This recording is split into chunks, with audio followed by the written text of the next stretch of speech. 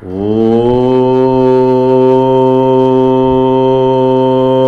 ஈஸ்வரா குரு தேவா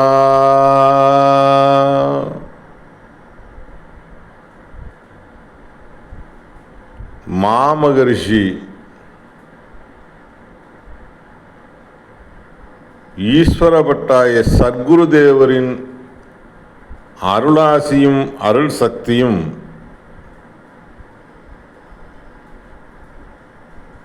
பேரருளும் பேரொளியும் நாம் அனைவரும் பெறுவோம்.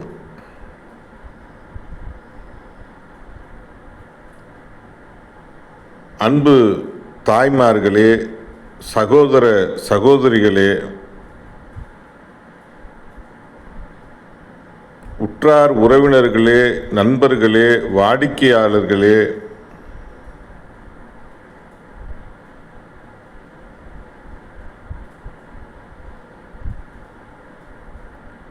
சொந்த பந்தங்களே, தெருவாசிகளே, உலகவாசிகளே, அருளாளர்களே, ஞானிகளே, தவசிகளே,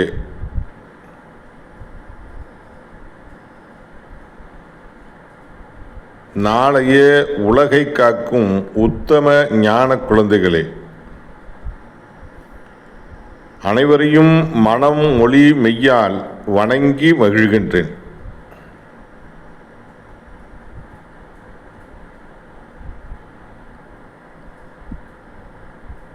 இன்றைய தலைப்பு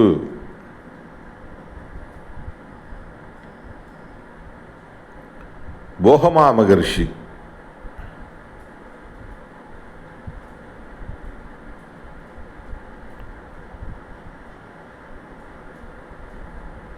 குரு கொடுத்த அனுபவங்கள்.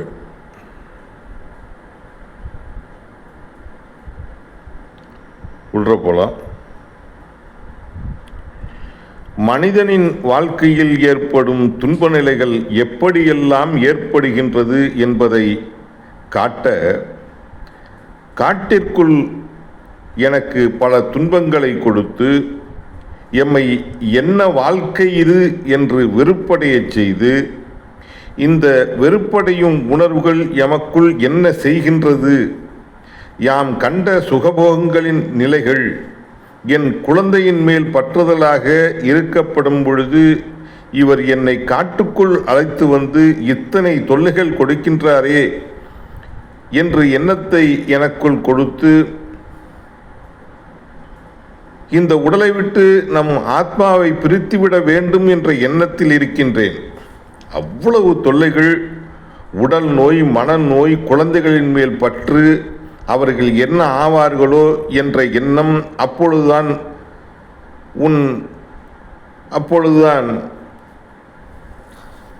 உன் குழந்தையின் பாலோ குடும்பத்தின் பாலோ பற்றான உணர்வுடன் இருந்தால் உன் குழந்தை மற்றும் குடும்பத்தை எப்படி காக்கப் போகின்றாய்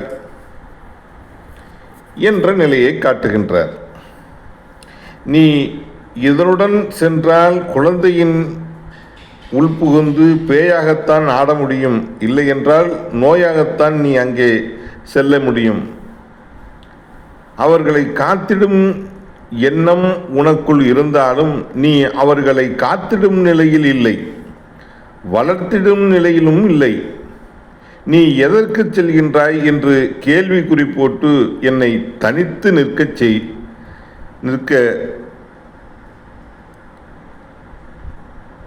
தனித்து நிற்கச்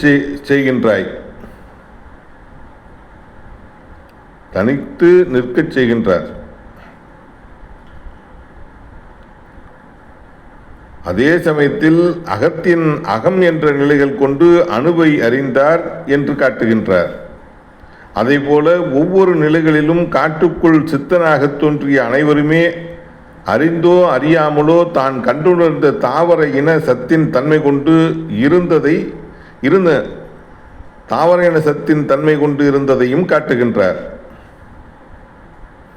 ஒருவர் நோயினால் துன்புற்று இருக்கும் பொழுது அந்த துன்பத்திலிருந்து விடுபட வேண்டும் என்று தான் கற்றுணர்ந்த தாவர இன சத்தை அவர்கள் நோய் நீங்க வேண்டும் என்ற எண்ணத்தை தனக்குள் வளர்த்து கொண்டு அந்த உணர்வினை அவர்கள் உடலிலே விளையச் செய்து அவர்கள் படும் துன்பத்தை நேர்முகமாக எண்ணி பார்க்கப்படும் பொழுது அந்த உணர்வை அறிந்துணர்ந்து அந்த நோயை நீக்க பல தாவர இன சத்தை கொடுத்து நோயை நீக்குகின்றார்கள்.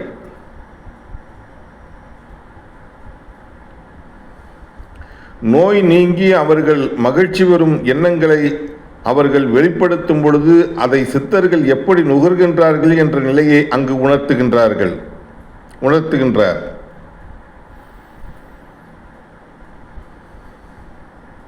அவ்வாறு பிறருடைய நோயை நீங்க வேண்டும் என்ற எண்ணத்தினால் சுவாசித்த இந்த உணர்வுகள் அவருடைய உயிர் அதை எப்படி இயக்குகின்றது, அந்த உணர்வின் அலைகள் எவ்வாறு அவர் உடலில் படர்கின்றன என்ற நிலையையும் இயக்கிய உணர்வின் ஆற்றலும் ஒவ்வொரு உணர்வுகளிலும் எவ்வாறு படர்கின்றது என்று காட்டினார். மகிழ்ச்சி கொண்ட உணர்வின் அலையை கண்டு உணர்ந்து தன்னை எப்படி வளர்த்துக் கொள்கின்றனர் என்று உணர்த்தினார்.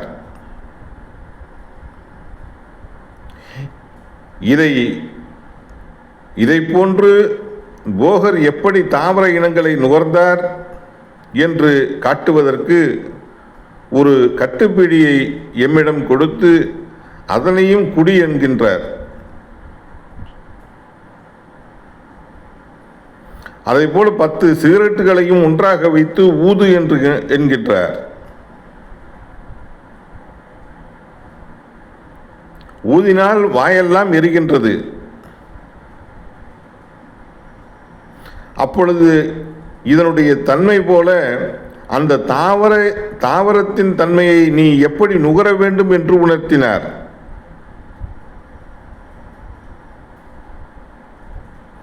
போகர் ஒவ்வொரு தாவர இனத்தை நுகர்ந்து அதனின் உணர்வின் ஆற்றலை தனக்குள் பெருக்கிக் கொள்ளும் சக்தியாக கொண்டு வந்தார். எத்தகைய நஞ்சின் தன்மை கொண்ட தாவர இனமாக இருந்தாலும் அவருக்குள் எடுத்துக்கொண்ட உணர்வின் தன்மை தாவர இன சத்துக்கள் இருக்கக்கூடிய நஞ்சினை வளர்த்து கொண்ட நிலையில் எதிர்நிலை ஆகும் பொழுது எப்படி தங்கத்தில் திராவகத்தை ஊற்றினால் செம்பும் பித்தளையும் ஆவியாக மாறிவிடுகின்றதோ இதை போல போகர் தனக்குள் எதை போகித்து அந்த உணர்வின் தன் உடலுக்குள் பாயச் செய்து அந்த உணர்வின் ஆற்றலை தனக்குள் விளையும் ஆற்றலாக சீதாராமா என்ற சுவைமிக்க நிலையை அவர் எடுத்துக்கொண்ட அந்த சுவையான உணர்வுகளை எண்ணங்களாக மாற்றி வாக்கினை பிறர் ஒருவருக்கு கொடுக்கப்படும் பொழுது அதை கேட்பவர்களின் உணர்வுகளில் அம்பாக பாய்ந்து அவர்கள் உடலில் தீய உணர்வுகளை அடக்கி இது ஆற்றல் மிக்க செயலாக செயல்படுத்த செய்து அவர்களின் உடல்களிலே நோய்களை வாக்கின் வன்மை கொண்டு எப்படி நீக்கினார் என்ற நிலையை காட்டுகின்றார். இந்த இடத்துலங்க சீதாராமா அப்படின்னு வரும். அந்த சீதாராமா அப்படிங்கிறது ராமாயணத்தை பொறுத்த வரைக்கும் ராமாயணத்தை வால்மீகி மாமகரிஷி உருவாக்கினார். அவருக்கு சந்தர்ப்பம் அதில் அவர் காண்பிக்கின்ற நிலை சீதா என்பது சுவை, ராமன் என்பது எண்ணம். ஜனக மகாராஜா சக்கரவர்த்தியின் தவப்புதல்வி சீத்தை. அதாவது ஜனக மகாராஜா சக்கரவர்த்திங்கிறது சூரியன். இந்த பூமியிலிருந்து பிறந்தது தான் சுவை சீதா. அது புரிஞ்சுக்கிறதுக்காக இந்த இடத்துல நான் இதை சொல்ல வந்தேன். உள்ள போலாம்.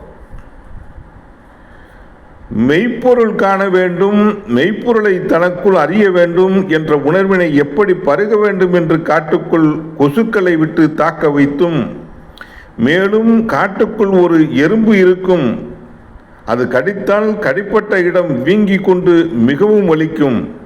10 அல்லது 20 எறும்புகள் கடித்தால் மயக்கமே வந்துவிடும். அந்த எறும்பு எம்மை கடிக்கும், கடித்த பின் கை கால்கள் எல்லாம் வீங்கும். உடனே இப்படி செய்துவிட்டாரே என்று ஏங்குவோம். அப்பொழுது வேதனை தாங்க முடியாதபடி என்ன வாழ்வு என்று உடலில் துன்பம் வரப்படும் பொழுது சிந்திக்கும் நிலையற்றதாகிவிடும். இதை காட்டிலும் மற்றொரு பூச்சி இருக்கின்றது.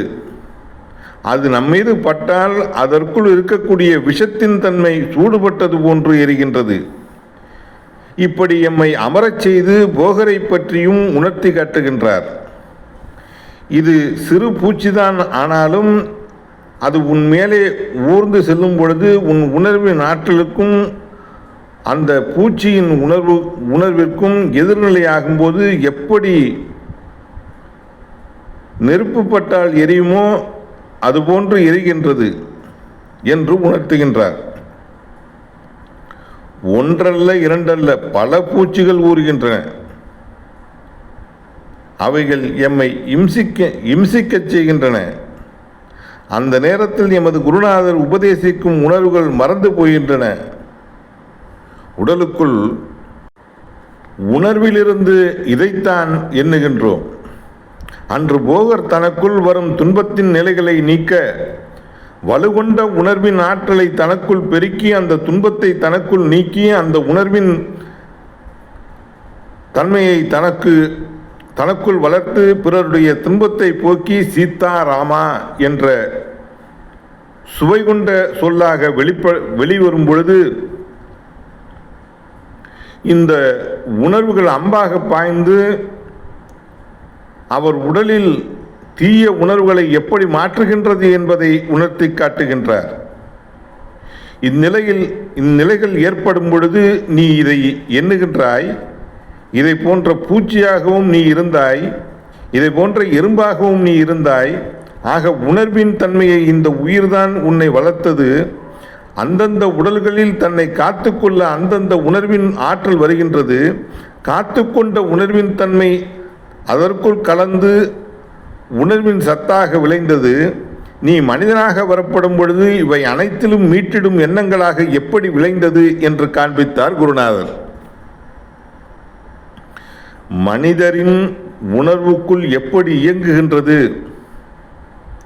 காற்றிலிருந்து சுவாசிப்பது போல நுகரச் செய்கின்றார்.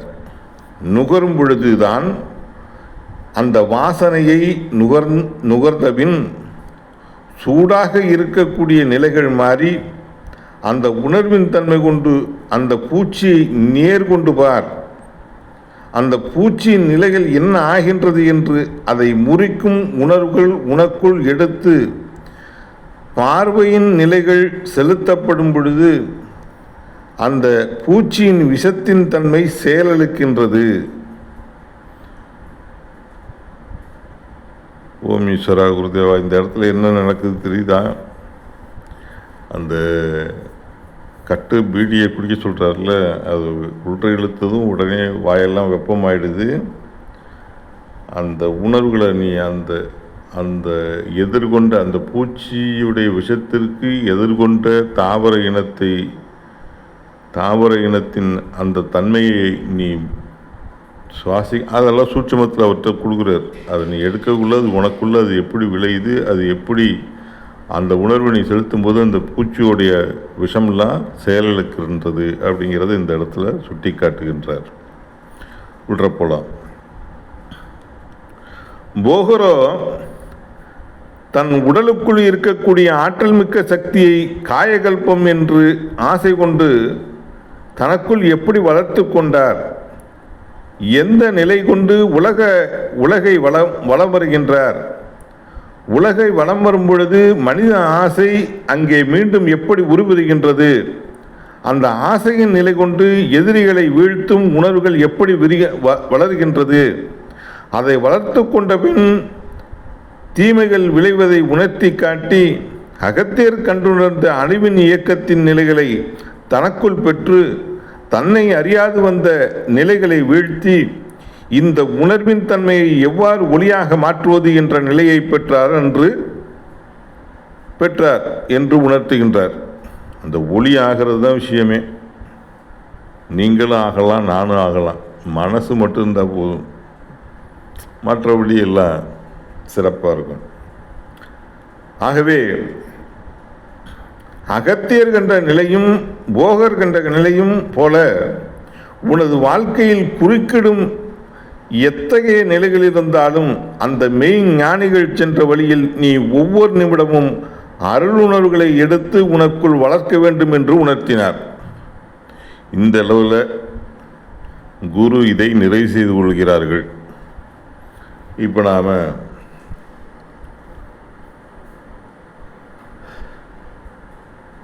நிறைவு பண்ணிக்கலாம். நிறைவு பதிக்கிட்டோம்.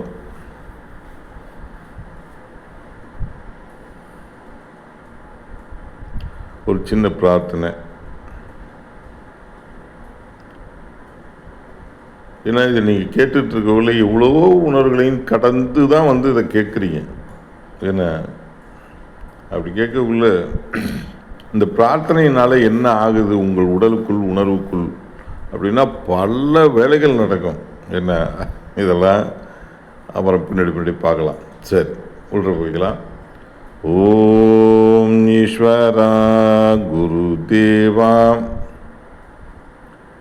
அம்மா அப்பா அருளால், குரு அருளால், துருவ நட்சத்திரத்தின் பேரருள் பேரொளி நாங்கள் பெற அருள்வாய் ஈஸ்வரா. துருவ நட்சத்திரத்தின் பேரருளும் பேரொளியும் எங்கள் உயிர் ஒளி உடல் முழுவதும் படர்ந்து இரத்த நாளங்களில் கலந்து இரத்த நாளங்களில் உள்ள எல்லா ஜீவ ஆன்மாக்களும் ஜீவனுக்களும் பெற வேண்டும் ஈஸ்வரா.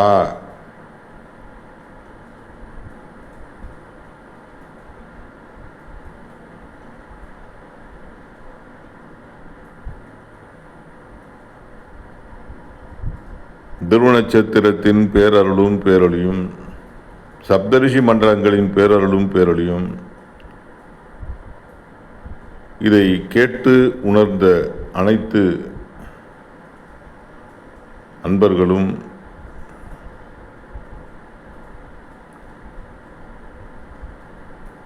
துருவ நட்சத்திரத்தின் பேரருளும் பேரொளியும் சப்தரிஷி மண்டலங்களின் பேரருளும் பேரொளியும் பெற்று உங்கள் வாழ்க்கையில் அறியாது சேர்ந்த தீய வினைகள், சாப வினைகள், பாவ வினைகள், பூர்வ ஜென்ம வினைகள் அனைத்தும் அகன்று உங்கள் வாழ்க்கையில் உடல் நலம், உடல் பலம், மனநலம், மனபலம், தொழில் வளம், செல்வம், செல்வாக்கு, சொல்வாக்கு பெற்று செல்வ செழிப்போடு மன மகிழ்ச்சியோடு அருள் மகர்ஷிகளின் அருள்வட்டத்தில் இணைந்து வாழ்ந்து வளர்ந்திட அருள் புரிவாய் ஈஸ்வரா.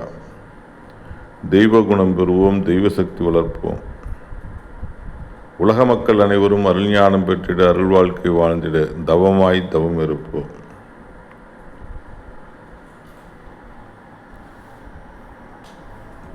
நிறைவு பண்ணிக்கலாம். அப்புறம் அன்பு அருள் ஒளி சொந்தங்களே, உங்களுக்கு இந்த வீடியோ பிடிச்சிருந்தா லைக் பண்ணுங்கள், ஃபார்வேர்ட் பண்ணுங்கள், ஷேர் பண்ணுங்கள். கமெண்ட் செக்ஷனில் நீங்கள் என்னென்னலாம் நினைக்கிறீங்களோ அதெல்லாம் பதிவு பண்ணுங்கள். மற்ற வீடியோலாம் பாருங்கள். பிடிச்சிருந்தா சப்ஸ்கிரைப் பண்ணுங்கள். பிடிச்சிருந்தா மட்டும் சப்ஸ்கிரைப் பண்ணுங்கள், போதும். சரிங்களா? குரு அருளை பெறுவோம், அருள் வழியில் செல்வோம். அன்பு அருள் ஒளி சொந்தங்களே, மீண்டும் சந்திப்போம். வணக்கம். ஓம் ஈஸ்வரா குரு தேவா. குருவே சரணம், குருவே துணை.